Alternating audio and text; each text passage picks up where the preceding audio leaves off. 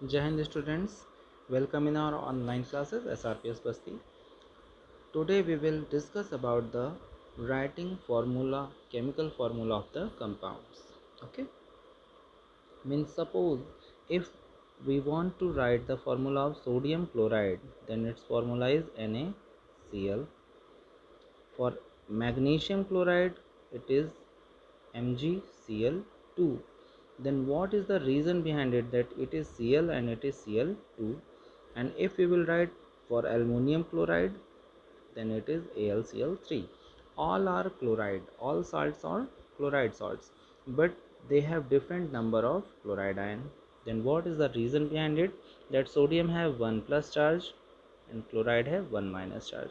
Magnesium have 2 plus charge, so chloride have 1 minus charge, so it is twice, means there is 2 negative charge. So 2 negative, 2 positive will cancel out and it is balanced chemical formula.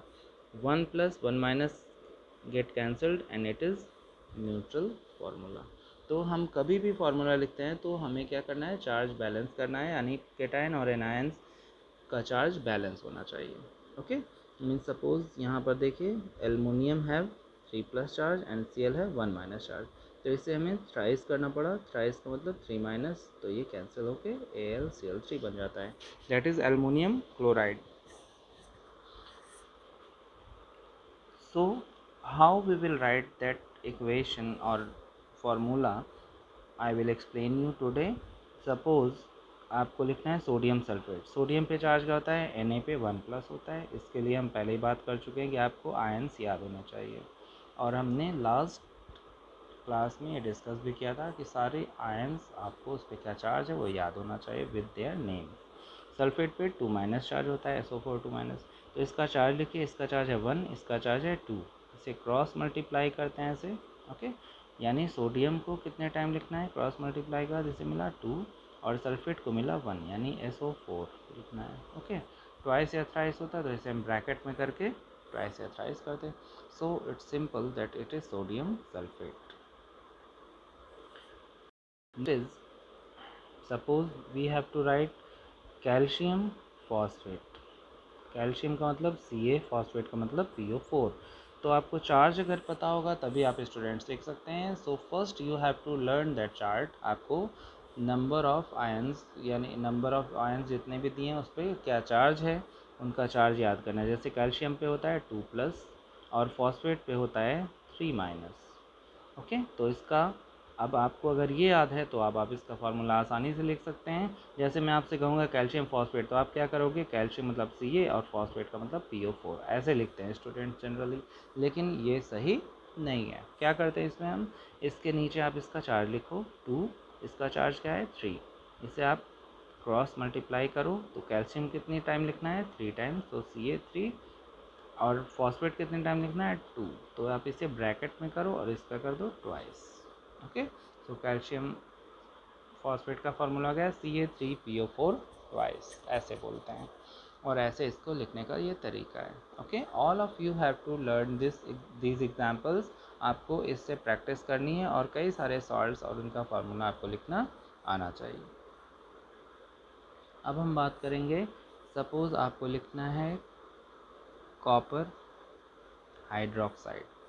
Copper का मतलब Cu, hydroxide का मतलब OH होता है. Okay, अब आपको इसका charge पता होना चाहिए. हाइड्रोक्साइड पे चार्ज होता है 1 माइनस, कॉपर पे चार्ज जनरली होता है 2 प्लस. कॉपर पे कभी कभी 1 प्लस भी होता है, तो आपको रेयरली मिलेगा 1, मोस्टली आपको ये 2 प्लस ही मिलता है. Okay, means it is possible कि वो 1 प्लस फॉर्म में भी हो सकता है. जैसे आयरन का आपको पता है कि 2 प्लस और 3 प्लस भी हो सकता है. तो जहाँ पर एक्सेप्शंस हैं, यानी जहाँ पर ज़्यादा भी वेरी कर सकते हैं, तो वहाँ पर आपको याद रखना है.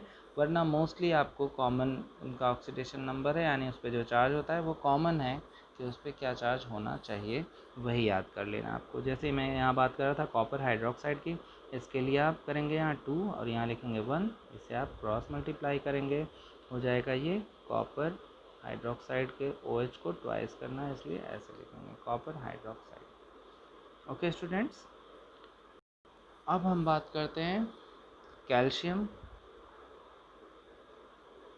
नाइट्रेट की. कैल्शियम पे 2 प्लस होता है, नाइट्रेट पे 1 माइनस होता है।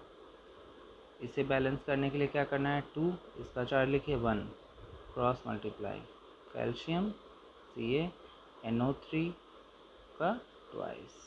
ये है तरीका। Okay, is it clear to everyone? It is very important that you have to learn their charges and you should know that how you will write their chemical formula for everyone.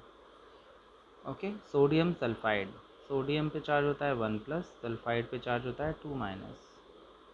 Sulphide है, IDE है last में। Okay, तो sodium sulphide का लिखेंगे 1, यहाँ पे लिखेंगे 2, इसका चार्ज 2 है, इसका 1 है। अब हम इसे क्रॉस मल्टीप्लाई करेंगे, फिर सोडियम होगा 2 टाइम्स Na2 और सल्फर 1 टाइम, यानी Na2S। ओके, सोडियम सल्फाइड का फॉर्मूला हो गया। In that way for acetate, acetate देखिए होता है CH3CO माइनस, इसे बोलते हैं एसीटेट। और अगर आपको लिखना है कैल्शियम एसीटेट, कैल्शियम पे चार्ज होता है 2 प्लस। ओके, तो अब इसे बैलेंस करने के लिए फिर देखिए यहाँ 1 चार्ज, यहाँ 2 चार्ज, इसे क्रॉस मल्टीप्लाई करना होगा, यानी कैल्शियम लिखना है आपको 1 टाइम और एसीटेट को करना है 2 टाइम। तो इसे हम ब्रैकेट में लिख के CH3CO का ट्वाइस Ca ऐसे लिख सकते हैं।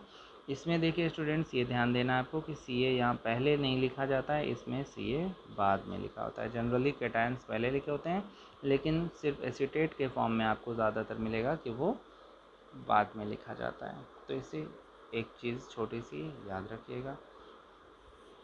फिर हम बात करते हैं अब, अगर हम बात करें, अब सल्फेट हो गया, कार्बोनेट की बात करते हैं।